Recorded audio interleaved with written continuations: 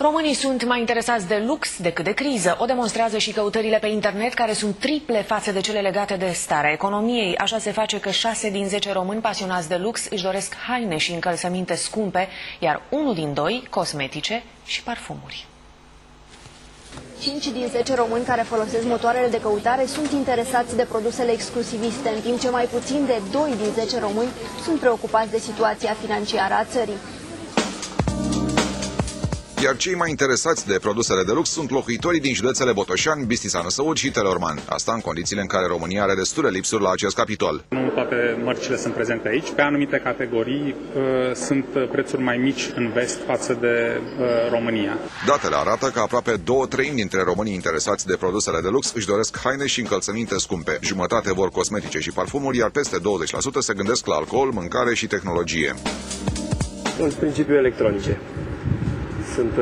Pe lângă muzică, sunt pasionat și de electronice, calculatoare și restul.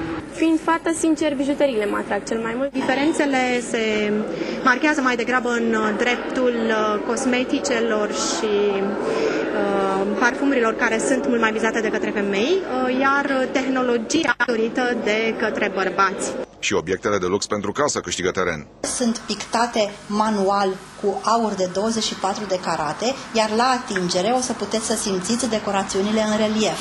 Cristalul florentin, suflat și modelat manual, este pentru noi în topul vânzărilor. De asemenea, pentru casă se cumpără foarte mult porțelan. La nivel mondial, piața de lux se ridică la 250 de miliarde de dolari. Se estimează că până la sfârșitul acestui deceniu, aproape jumătate din produsele de lux vor fi fabricate în China.